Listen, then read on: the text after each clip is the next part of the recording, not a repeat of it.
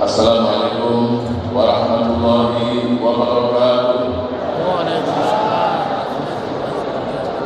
Salam sejahtera dan selamat malam. Alhamdulillah rabbil alamin.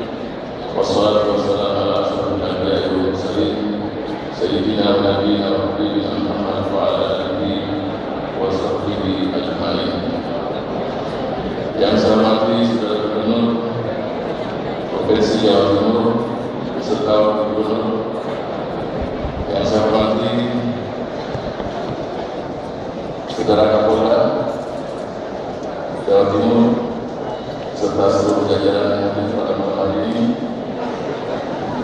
yang saya hormati Saudara Kepala Staf Garnisun Wilayah Surabaya, Saudara Danrem 084 Surabaya, yang saya hormati Wali Kota Surabaya, malam ini menjadi bintangnya luar biasa dari Bapak.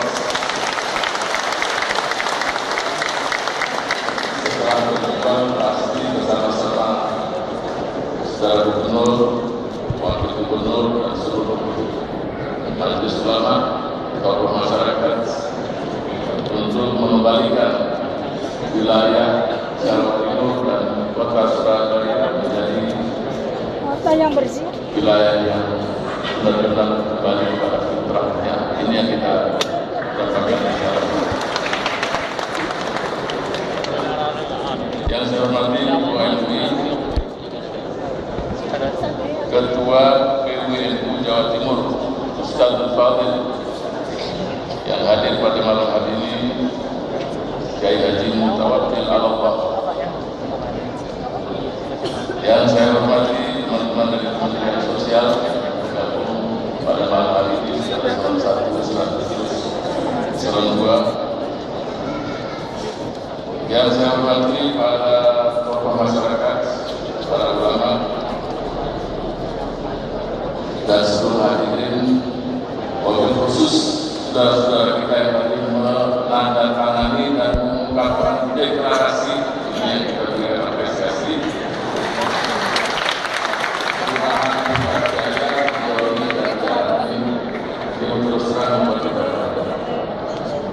Kita semua insya Allah yang hadir di sini mengukir sejarah yang luar biasa.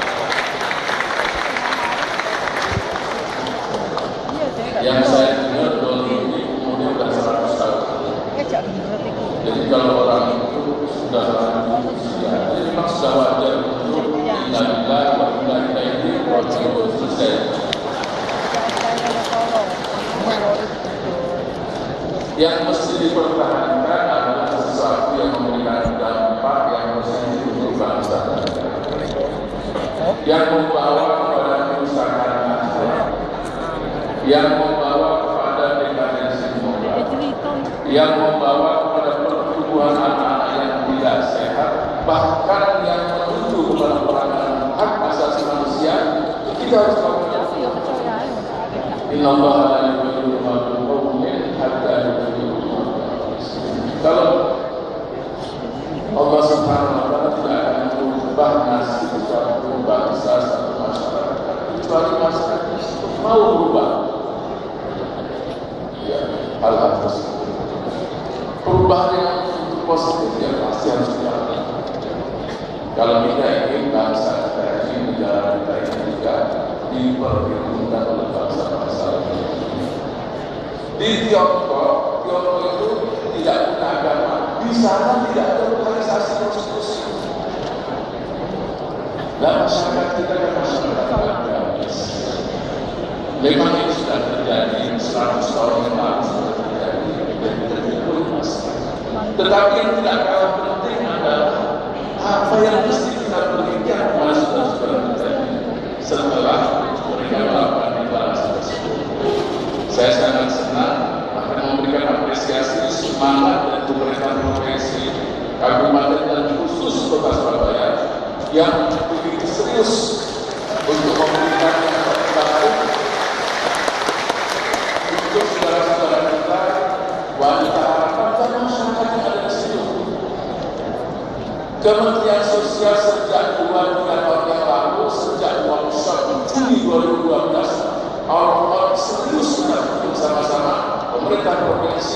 dan Kota Surabaya untuk bagaimana kita menangani permasalahan-permasalahan. Saudara-saudara sekalian, penyandang masalah kesejahteraan sosial yang kita cintai, anak terlantar tidak bisa dilakukan. Yang sekian 4 juta anak itu disitulah anak yang berhadapan dengan hukum, anak nakal, anak jalanan, anak durhaka, semua di situ. Jadi banyak usia anak juga, belum nanti lansianya. Dari hampir 20 juta itu 2,8 juta terlantar juga. Belum mereka tinggal di rumah tidak layak, berjuta-juta kita saudara-saudara. Belum mereka miskin dan sangat miskin 11,986%, mendekati juga 30 juta. Jadi kalau seluruh daerah tidak aktif bersama-sama menangani PMKS, pasti juga pemerintah pusat, Kementerian Sosial dan pastinya agama. Seperti itu saya sangat bangga ketika di daerah itu pimpinan di daerah, gubernurnya, bupatinya, wali kotanya memang benar-benar melayani rakyat, mencintai rakyat.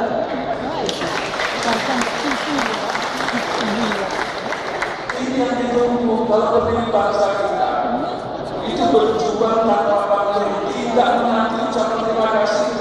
Bagaimana Indonesia merdeka? Mereka dipuji sebagai semangat dan sebagai negara. Tetapi yang ditunggu bukan hanya merdeka, mengisi kemerdekaan. Bagaimana mengisi itu? Bagaimana terutama mereka-mereka yang penyandang masalah kesejahteraan sosial. Saya sekali lagi berharap bahwa penyandang masalah kesejahteraan sosial, mereka miskin, wanita-wanita rawan sosial ekonomi, yang saya inginkan itu pertama kali mereka memahami bagaimana mendapatkan. Ini yang terjadi semua ini, saya bisa katakan 80%, karena saudara-saudara kita penyandang masalah kesejahteraan sosial tidak tahu mana mereka harus pergi, ujung-ujung juga. Oleh itu saya berharap, mudah-mudahan di Jawa Timur provinsi ini, mudah-mudahan di Surabaya benar besar, dibuat yang namanya one stop services, pelayanan terpadu, atau silakan kami Kementerian Sosial memberikan nama pandu kita, pelayanan terpadu, gerakan masyarakat peduli kabupaten kota sejahtera. Apa yang dimaksudkan adalah yang dimaksudkan kalau orang miskin, pengangguran, single parent, mereka-mereka yang punya permasalahan-masalah pendidikan, kesehatan, apa saja permasalahan-permasalahan sosial, mereka tahu kemana mereka pergi dan mendapatkan haknya. Saya menguji coba di Sentimba titik, Kabupaten Sragen, Kota Payakumbuh ada 5 titik, kemudian di Jawa Barat 1 titik, Berau di Kalimantan dan di Sulawesi Kabupaten Batam. Bentuknya itu loket. Jadi orang miskin itu ketika punya masalah, apakah hak pengangguran, apakah masalah pengangguran, itu di setiap kecamatan ada. Antri ngambil nomor. Sebab apa? Sebab pemerintah menyediakan yang namanya bansos.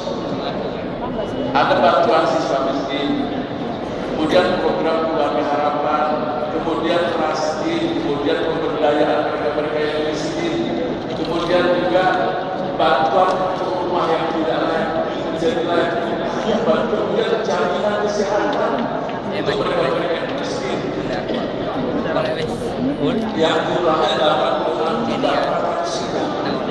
Atau yang miskin itu tidak tahu bagaimana mendapatkan haknya.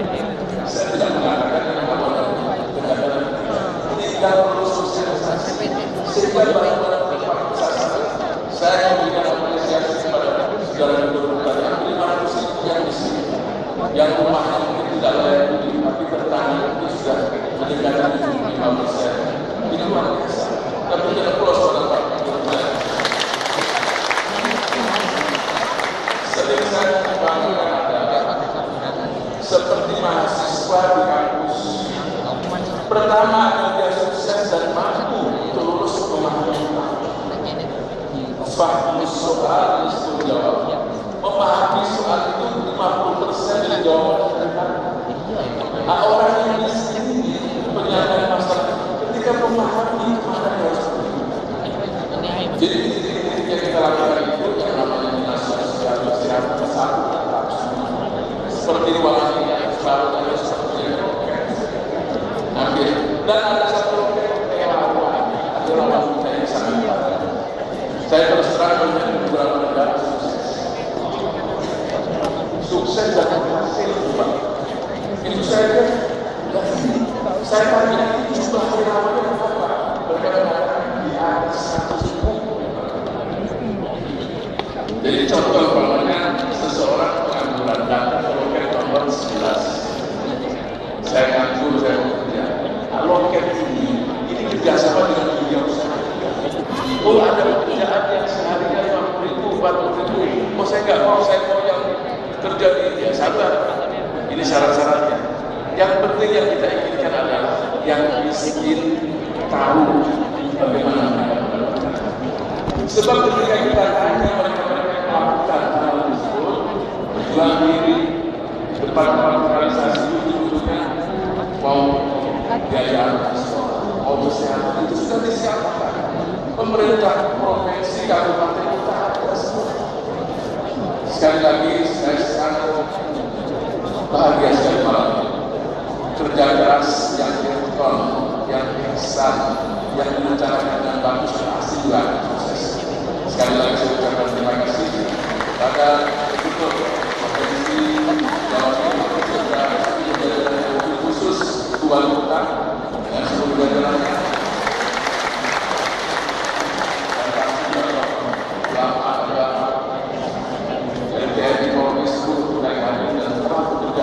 Insya Allah semuanya akan mencapai sebagaimana Amin. Saya tidak ingin bertanya-tanya, tapi yang saya ingin nantikan adalah misalnya yang belum kelihatan. Saya menjabat menteri, insya Allah sampai Oktober. Mudah-mudahan 3 bulan ini selesai. Kita bergandingan dan kerjasama untuk kita selesai. Sampai Oktober tidak selesai. Tetapi saya sangat sepakat dan setuju bahkan siap untuk bekerjasama. Kalau tadi Pak Gubernur mengatakan agar Kementerian Sosial memberikan perhatian serius di Jawa Timur selama 2-3 bulan ini sebelum selesai tugas, saya akan serius memberikan perhatian supaya sisanya lebih selesai. Terima kasih. Wallahu muwaffiq ila aqwamit thoriq. Wassalamualaikum warahmatullahi wabarakatuh. Waalaikumsalam.